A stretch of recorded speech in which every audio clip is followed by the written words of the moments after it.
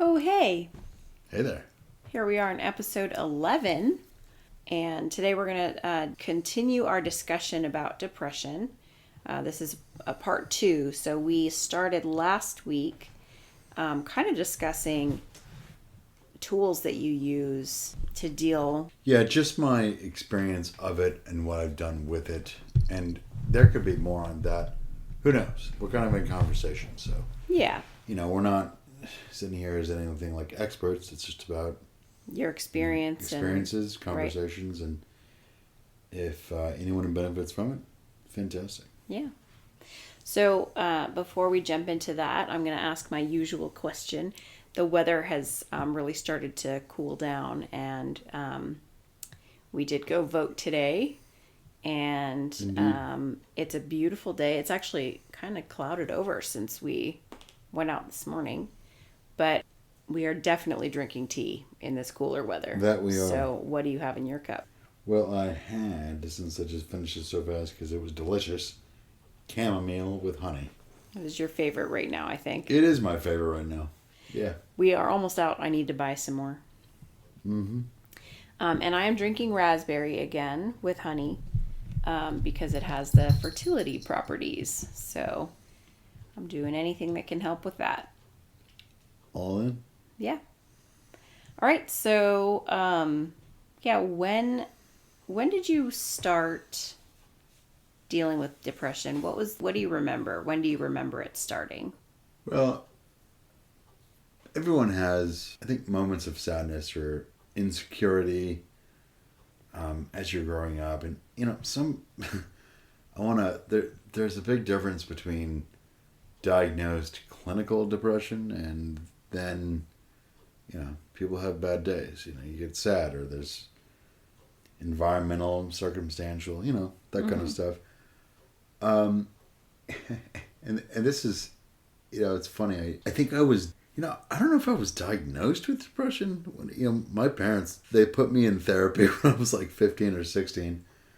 And then I got on like Prozac, which, Prozac is like the OG drug for depression. I mean, who knows? But yeah, that was, I would say, my first experience of depression as I can recall in terms of like the clinical stuff. Or let's put it this way, I can put it like this. I got on medication for depression when I was about 16. And that was probably because I was exhibiting extended periods of being down, or not really interested in things, or living life but not the same kind of zeal or gusto for it, if you want to put it that way. So yeah, I mean, that was my first experience. What do you feel when you feel depressed? What can you explain it? Yeah, depression to me is kind of like a weight on me that prevents feelings of happiness or joy or hope or, as I said, zeal or motivation. And I think it's difficult because no one wants to be depressed or sad or whatever you want to call it. They want it to be lifted. And it doesn't always work that way. So sometimes a lot of depression usually involves past situations and things of the past. Anxiety is usually more forward focused,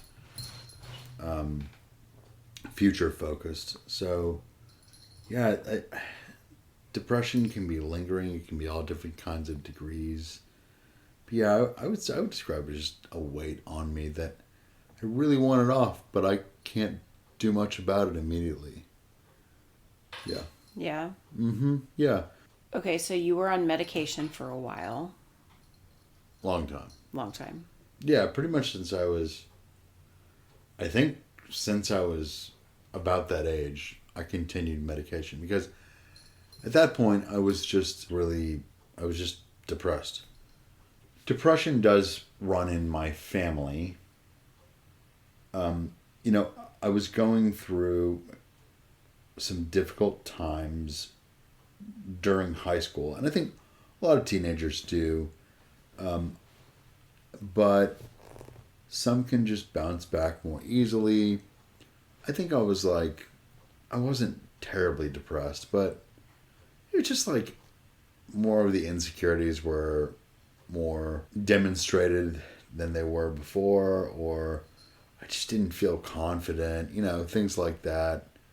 An interesting piece of analysis would be asking my parents, why did you take me to see this? Sure. I don't remember it that well, to be honest. I mean, I just Especially...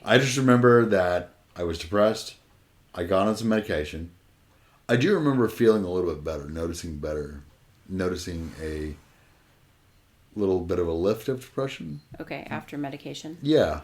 Yeah. That is an interesting question, though. Is I wonder what made your parents notice, or if you were just communicated about it, because I feel like a lot of kids aren't great at telling their parents how they're feeling. Yeah, they're not. I think especially boys, and I don't think I was any different. And this is ironic because it's something I'm becoming self-aware of. Is that I'm actually not very self-aware, and when I say self-aware, it's like, what's going on? I'm like, I don't know. Like, it's still kind of like that. Now I can kind of like express feelings, but it's not like, dude, like you're depressed or you're anxious or I don't know. This is hard to describe it. Self-awareness, like where are you right now?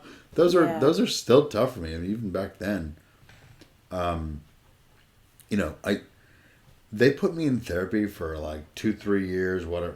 I don't know the time frame. 1, 2, I think it was about a year. Actually, about a year, maybe 2. Yeah.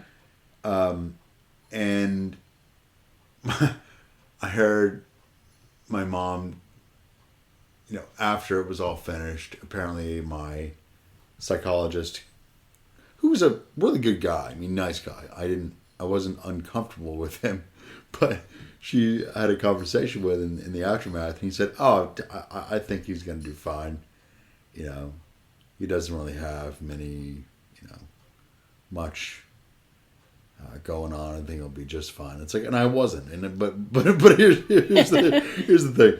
It's because I didn't tell him anything. Yeah. Like that's what's funny. It's because, I talk to my mentees, my kids, as I've said, I'm a mentor, and I can ask him, hey guys, what do you like better, like talking to a individual therapist or being with me as a mentor? You like unanimous. There's like 3 or 4 voices about kind of.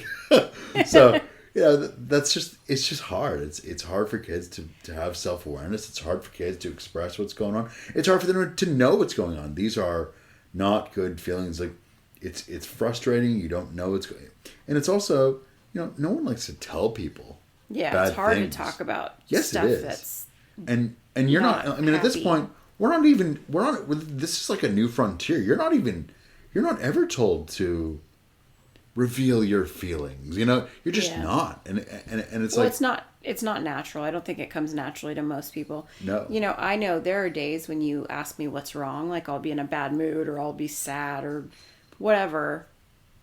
Yeah. Or upset, and you'll be like, what's wrong? And I don't even know, and I have to like sit there and think about it, like, why am I upset?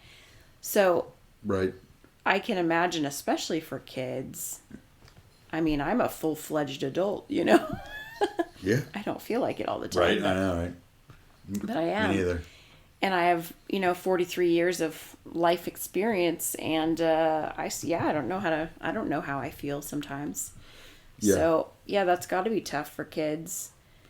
And I will say, when we were young, it's a whole different ball game between then and now. Like, absolutely. I cannot even imagine, having social media and all of the comparison and all of the, just your entire life is out there for people to see and absolutely. Judge, and there's this pressure, and I know I don't feel this way. But I know that I'm different than most people. Most people feel pressure to like put their best face forward, and they're like, they're looking at all their friends, and all they see is people's highlight reel, and they compare themselves, and that causes a lot of depression and a lot of... That was a big one for me, and still is sometimes. I mean, I'm like, you know, those are tough. I mean, you go on Facebook, you see nothing but the best side of people. And, you know, I gotta be honest with myself. What's helped me is like, not usually. You know, you're not gonna see the reality. Yeah. No one's gonna post about like, I had a terrible fight with my wife last night, or, you know, I fill in the blank. Like, right. You know what it actually reminds me of is right. how there's this, Hollywood, right? There's this like glamorous image of Hollywood, and everyone's like, oh my gosh, I want to go to Hollywood. It's got to be so amazing. But when you go there, the streets smell like pee, and it's gross and it's scary, and it's like, yeah, it's not a nice place. That's a great metaphor, Kate. It really is. It is kind of like the glitz and glamour of Hollywood. But, you know, I mean, you could have, I mean, I know there's people who 6 months prior, they said, my wife and I are so happy. And then like 6 months later, divorce. Like, right. I know that happens. I mean, it's because, but yeah. And then for kids, the pressure of never being able to just be alone, you know, whatever, you know, at least in terms of bullying, and bullying is bad, guys, but I mean, I'm going to be real. It's always going to be there. But what's nice about the earlier years without internet and social media is that, all right, you get bullied at school, you come home, you can process whatever, etc., etc. They're not there anymore. But with social media, they are never not there. It is incessant. They are always there. And you can be, I mean, people have committed suicide, kids. I know. It's astounding. It's so tragic. It is. It's so tragic. And because it's constant. It's not just at school. It is in your DMs, and it's, you know, and it's hidden from parents. Parents have no idea what's going on so often. No. You know, on social media, the comments that kids make, or even... Well, and you know, I noticed with some of my kids, when I say kids, my mentees, they are extremely abrasive, defensive, and, you know, their trash talk and etc. And just harsh comments and meanness to one another are so much worse than they used to be. Mm-hmm. And it's because they kind of have to. It's kind of this defense mechanism. It's like a dog-eat-dog world. Only problem is that there are many who do not have this hard shell. You know, mental health is it's so prevalent in so many ways. And, you know, anyway, social media does not help it. Right. But where do we get off on this, Kate? Just how depression has changed, or, you know, has gotten worse, I think, in teenagers and even younger kids since we were young. I definitely think it has. And, you know, with COVID and isolation, I mean, we still see... I was talking...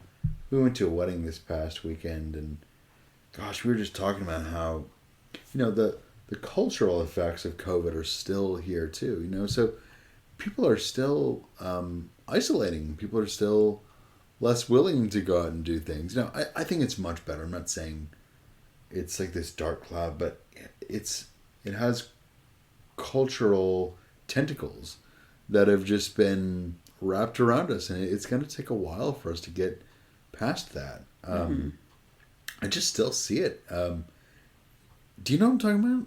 Oh yeah. I mean, it has the effects of COVID. I mean, yeah, people are still isolating. There are still a lot of people. You can see there's fear. There's a fear that was not there before. Right. In a lot of people, and they're afraid to get near people. Right. There's, you know, a lot of people people who do go to church stopped going to church and just do church online.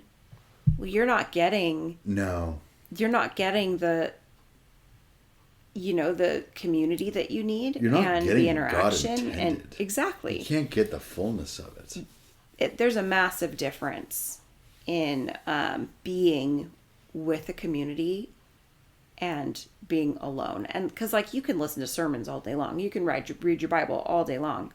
Right. That it's not the same. He intended us for relationship and to be together. And there's so much you miss out on. Right. When you're by yourself. And I've seen so much more of that since COVID, because of COVID. And people just have not returned. And I know that, like, so. Or they're still affected by it. Like they won't be as committed, or they won't be as present, or there's not as many people in a community or a life group as there were. Right. They're not meeting in before. homes. People aren't feeling comfortable to meet in homes anymore. Or they're not as talkative, or I don't know, whatever. It's still here. I mean, I love that I am of the belief that generally this strand, this COVID-19, as we know it, in the various strands, has generally mutated out, and it's not as bad as it was. I say that with confidence. Yeah, it's a flu. That's my outlook, right? So, and anyone can disagree. That's fine, but the whole point of this story is that it's still there. It's still affecting, and but the point is that there's mental health is we got issues, but but me, I could still, for the most part, function even through 18, 19 years old. But I will tell you, I do recall the summer before, the summer of my traumatic brain injury. I had a tough time. Actually, my first year, my freshman year in college, I was depressed. I mean, it was, you can be depressed and still function. I mean, it's not a very happy function. Yeah. It's like, I'm very happy life here. But, I mean, I just remember it was hard for me to just, and I didn't know what was going on. It's just a will to just fight against it or deny it, or this is nothing. I'll just get through it. And I think I did that. I still had a job and stuff, and I was working. But I mean, I just remember. I mean, this is like one of the lone kind of very recent memories I have right before of what my state was right before the TBI, traumatic brain injury. And I was depressed. I was sad. Man, I just felt like kind of down.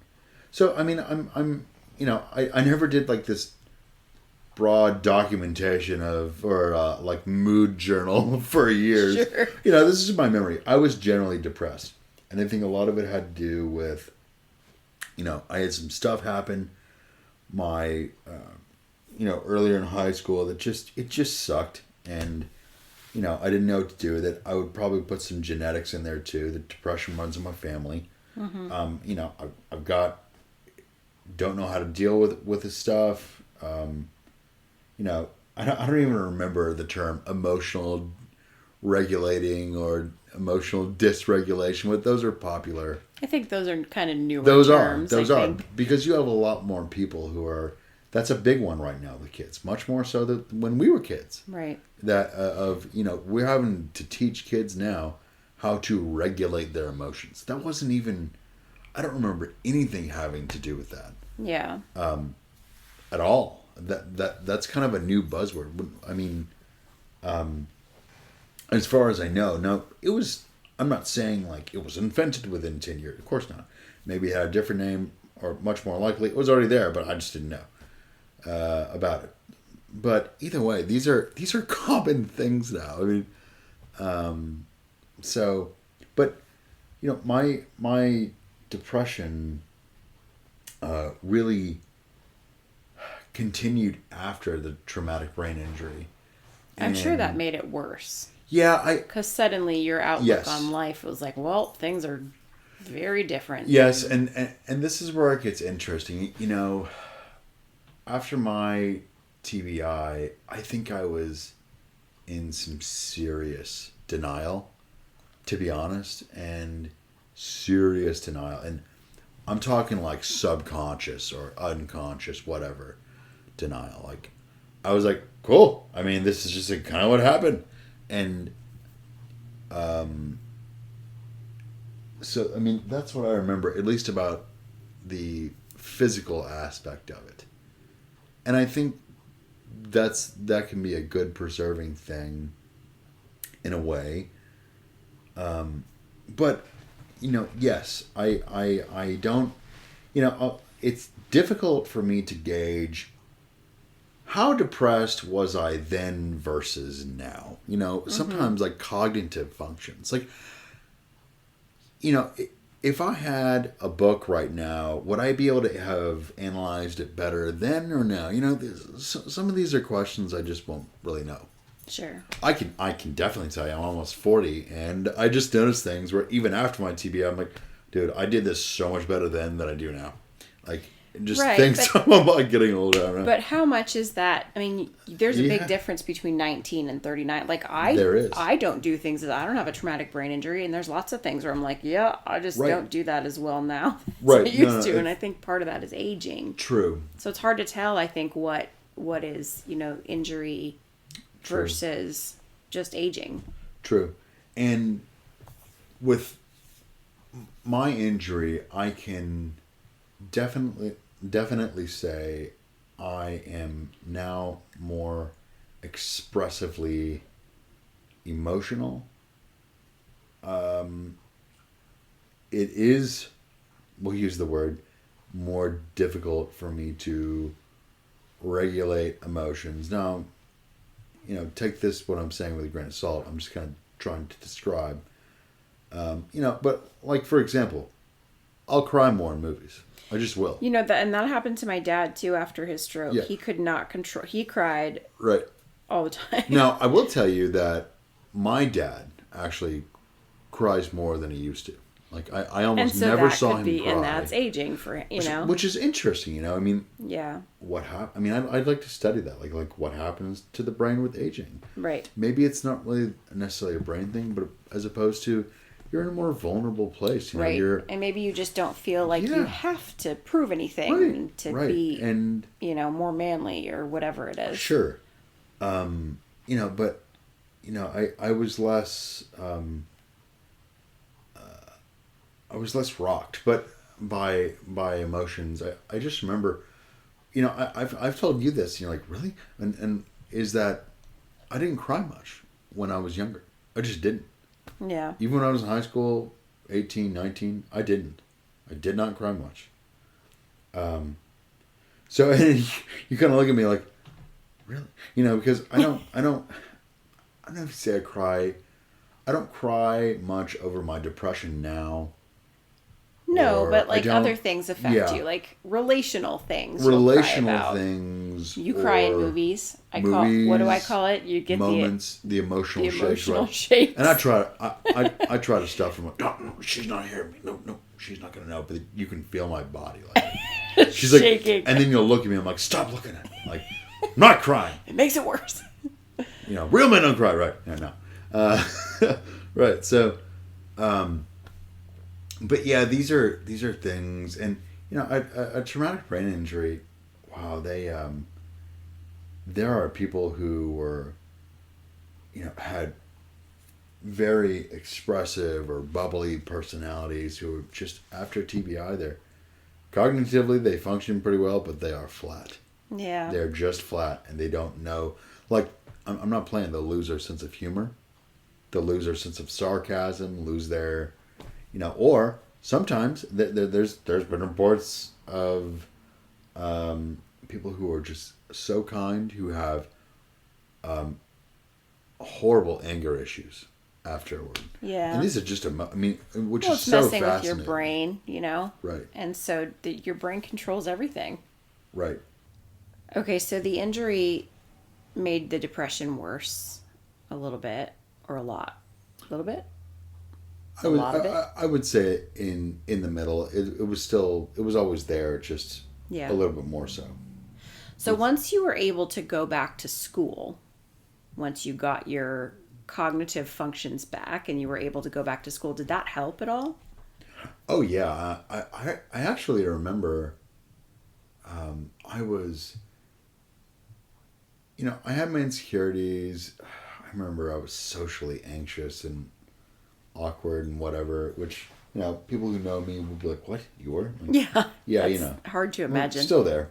But I had purpose. I had zeal.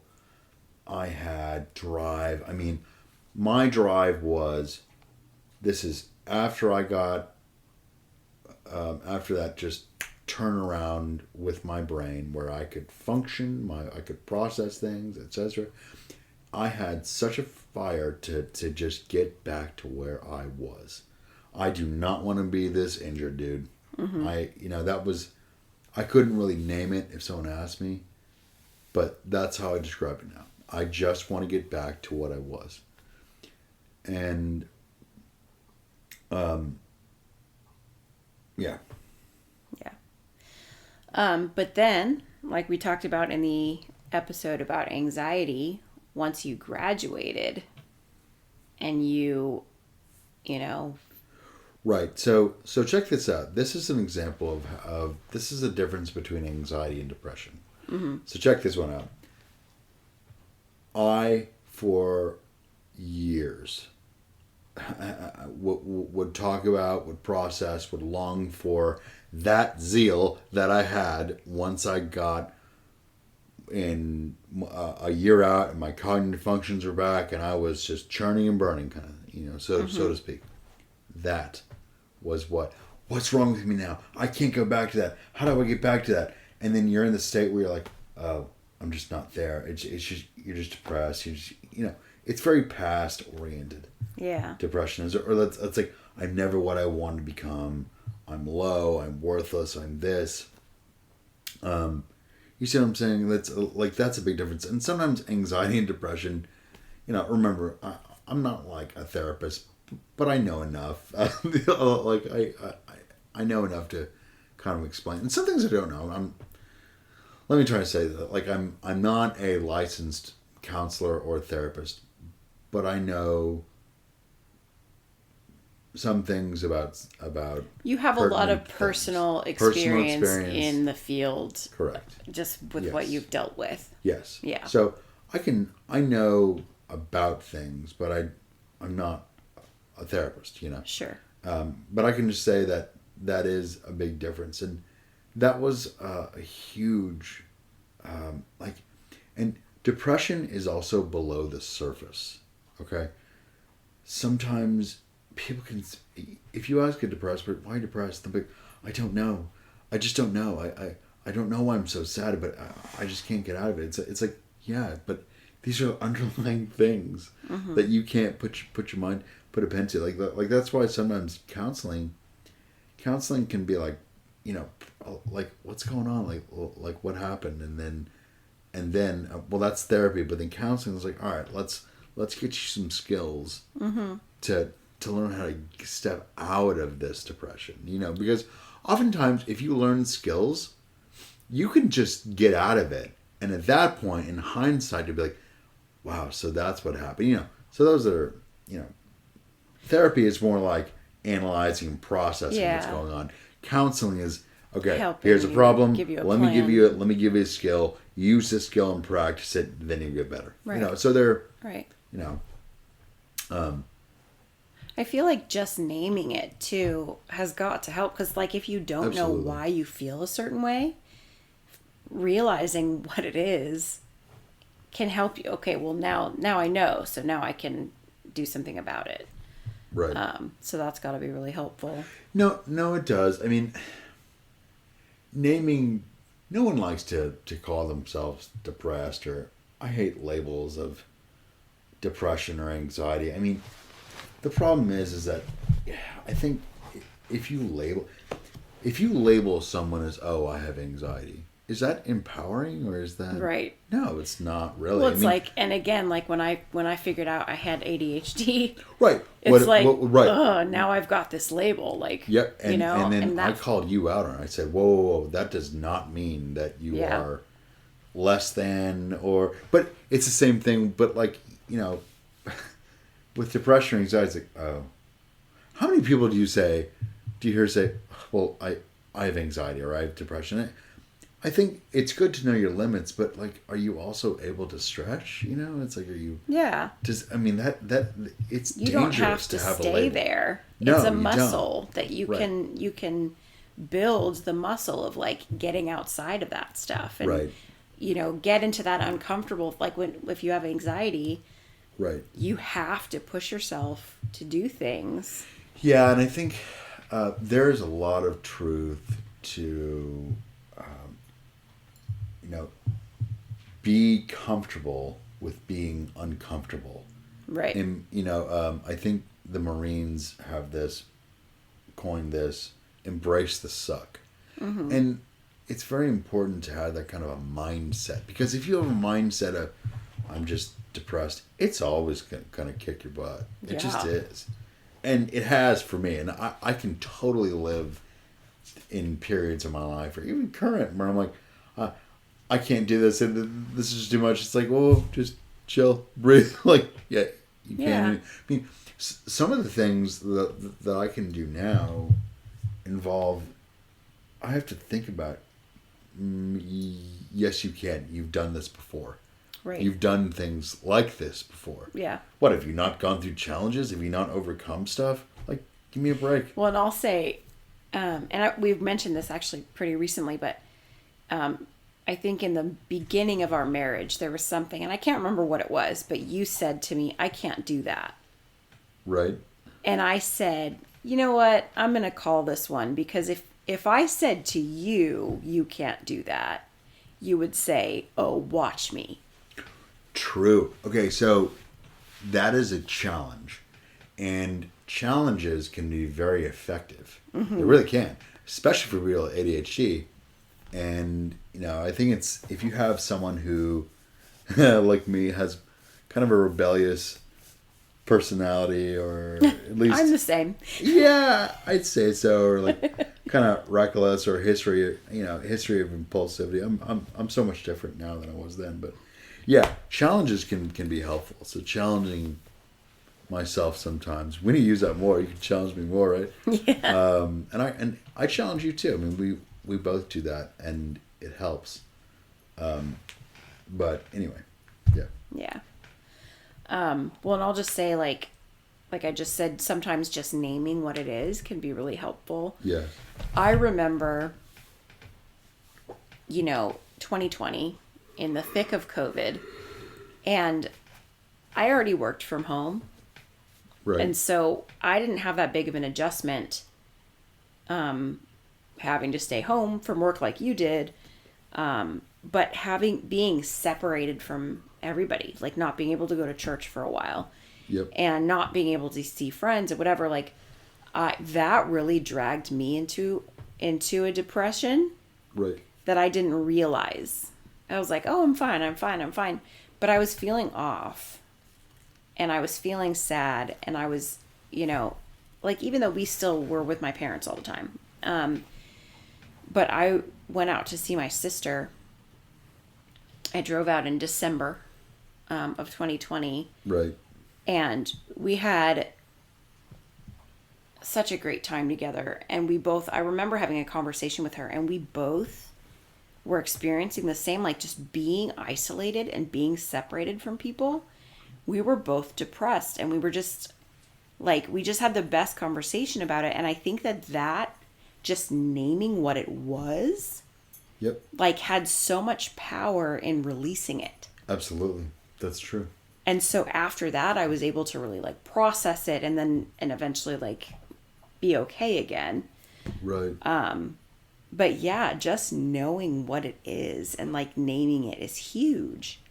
Well, that's interesting, because a lot of the time that's part of what counseling can do, or just And, counseling doesn't necessarily have to come like a therapist. You can be like, what you want? I have a friend that, like, dude, like, you sound like you're anxious, or like you sound like, well, you did this before, remember 5 years ago, and it was this, I mean, counseling can come from many different sources. It doesn't, your source of mental health isn't always a professional counselor. And friends, if you have good, wise friends too, like, they can see these things in you that maybe a therapist cannot see because you have to tell them everything. True. So if you're not mentioning things, or they don't know your past, or whatever it is, if you have good long-term friendships and they can see these things in you, that's so valuable.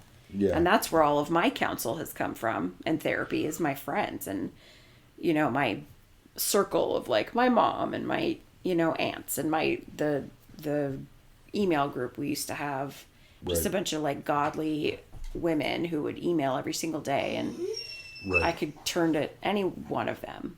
That was our dog. No, but you're right. Naming something, validating something, putting a label on it weakens the power of the feeling or the diagnosis. I don't know. You see what I'm saying? Yeah. It just weakens the intensity of negative feelings that it has over you. And what's really interesting is when you feel depressed, you have a tendency to isolate, right? Correct. So I feel like that's such a spiritual attack. It's like Satan's throwing the feelings, and then, like, muddling or muffling. What is the word? Muddling? Muffling. Stop muddling with me. Right. Mudding up. Mucking. Muddying? I don't know. Okay. He's doing stuff with it. Muffling the feelings. Just, the... Muffling the feelings. This is amazing. Keep going. Cars have mufflers, right? They, like, stop the sound. I love this. Okay. I'm a word person, but too. He's muffling. Ridiculous. He's putting an exhaust system on your happiness. He is. And he's filtering it. Yeah. But he's making it hard for you to figure out what it is, and it's keeping you stuck in that mud. Right. See? Muddying. Muddying. Muddying. We got to leave this. Oh my gosh. Okay. Yeah, but he can stifle it. Yep, yeah. Definitely. So that isolation just makes things worse because you don't have that, if you're not with your friends who might be able to call that out on you, or if you're not communicating this to a therapist or whatever it is, however you're dealing with this, that can really hold you down. Yeah, that's why for men it's important to have, either like a mentor, if you want to call it a mentor, or like an accountability partner, or a men's group, or personally, I think, man, there was this, there was a book we read my first year in seminary in my biblical leadership class, but it talked about how, each week this gentleman would meet with 4 men that he'd been doing this for 20 to 30 years, and they go over accountability, they go over challenges, they go over strengths. They ask these, okay, what am I doing wrong here? How can I, and it helps him so much. Right. And that sounds amazing. In that sense, like, how is that not, like, masculine? Like, you are asking other men to call you out. Yeah. But to also support and build you up, those are all good biblical things. Iron sharpens iron, right? Yeah. Let us build up one another, take burdens, right? Confess to a righteous man. Yeah. Like, these are like James 5:16. I mean, this is iron sharpens iron, Proverbs. I mean, we're going these are biblical principles for men to meet with other men. Yeah. And obviously for women too. It's just, I think I find it so beautiful how women can naturally I was gonna say that women, it comes more naturally to women. It's so natural for women to. We talk about all of our feelings, and things we're going through, and relate to each other. These are good, and you know, men can do it. They just need to be so much more intentional about it. They do intentional. There usually has to be a goal to it. Often, I mean, a lot of men.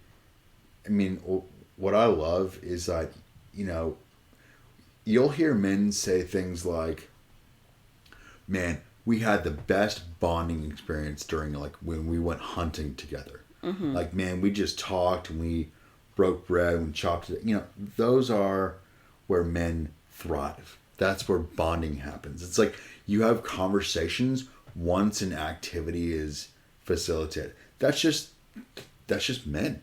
I mean, I've heard that women bond face to face, right, and men bond shoulder to shoulder. Absolutely, I've heard that too. That's fantastic. You mentioned that because it's true. Men are activity engaged, and you know, I'll say this with my boys, with my mentees. Oh my gosh, you have kids where, you know, if I start within 10 minutes of first seeing them, so how you doing? Good.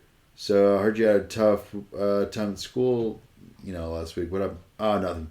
And then, you know, whatever. And then, but if I get them into an activity, they like over just, a game of oh my gosh, they just spill everything and just, oh yeah, man, this and that, and that. It's, you know, or yeah, I had trouble with this, then teaching, you know, just, it's amazing how they can just process with now. And that's general, you know. I mean, that's mm-hmm. like those are two general differences. I remember in Tucson, you had that group of men that you'd meet with on Friday mornings, early in the morning. Yeah, that was phenomenal, and I miss that. And you know, to be honest, that would be something. You know, I've in one of my seminary classes right now, one of my goals for this semester that we've named is, you know, getting a mentor, getting, you know, and just someone I can meet with. But it's not just, man, I would say it's not just one-on-one thing. Okay, so I don't know if I said this, but in this book that I referenced earlier, they meet with 4 people total. There are 4 people in this meeting. Right. Just like I had in Tucson. Right. And I have missed that so much. Yeah. And it's not like we're sitting there like kumbaya talking and crying to one another. That has happened before, but usually it's just like we're laughing, we're talking, we're worshiping God, we're just like telling stories, or you know, we're complaining about politics. You know, it's just all good stuff that we don't do. That's why I say, you know, I like smoking cigars with guys. Why is that? Because when are you going to anchor like a group of dudes like at random for like 2 hours? When you smoke a cigar.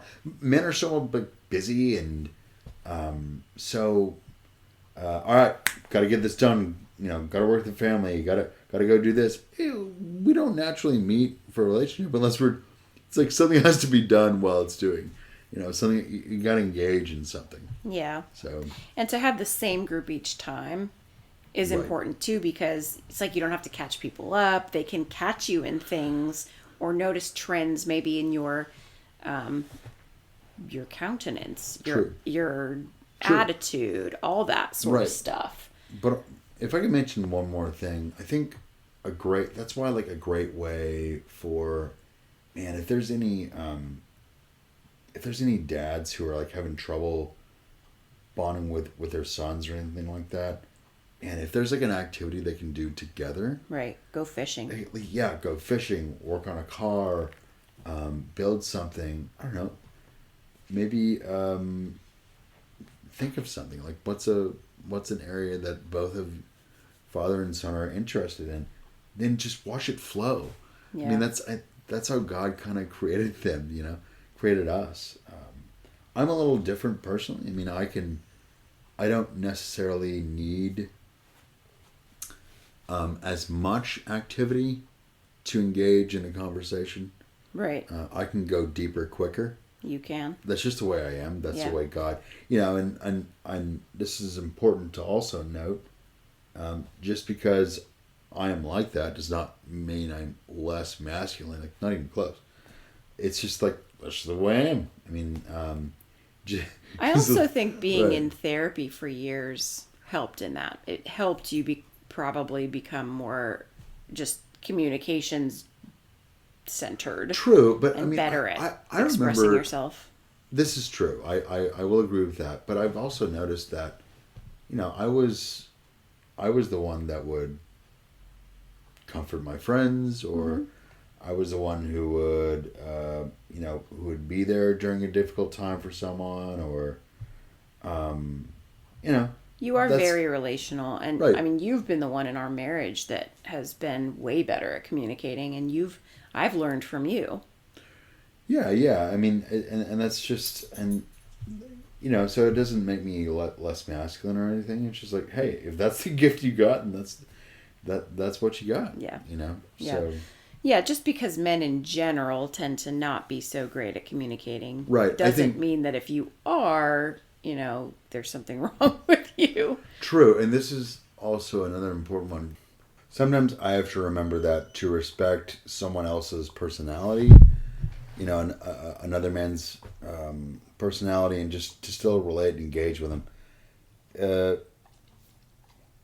It's like, okay, let's go do something instead of just outright talking, or just small talk is good. Small talk is enough. It makes me awkward with small talk because it makes me feel awkward sometimes because I'm like, we're not going deep enough. Like, this isn't even real. But like the issues, like, sometimes that's just where they're comfortable. That's just where people are comfortable with at that time. It's like, Tim, just chill. Like, you don't need to, you don't need to have like some deep conversation or whatever, just to, Yeah. to like bond with it. Sometimes it takes a lot of small talk to get to the point where people are comfortable to go deeper. Right. And that's also a factor in being vulnerable. If being vulnerable to the right person is great, but sometimes you don't want to just spill everything at once. That would just make another person feel awkward. So sometimes you have to, maybe it's just a little bit at a time, or, gauge how someone is reacting to it, You can't just be like, spilling everything. And I'm not necessarily just talking about me. I'm just saying, I mean, some people have different preferences or levels of comfortability, or you just have to respect differences sometimes. And just because you have differences doesn't mean a really good relationship or a bonding experience can't be formed. Right. So I would say like a group like that for anyone struggling with depression would be so important. I would agree, and I can almost hear it now. If someone who's struggles with depression, they would say, yeah, well, you just don't know what depression's like. It's like, oh, no, trust me, I do. And, sometimes you can't even get out of bed. I mean, that's a whole different ballgame. Still, at some point, hopefully you can get the therapy or whatever you need. Maybe right then isn't that perfect time. But eventually, that doesn't mean that you're damned to never being able to meet with a group. Sometimes you got to stretch out. You're like I said before, you have to be comfortable with being uncomfortable.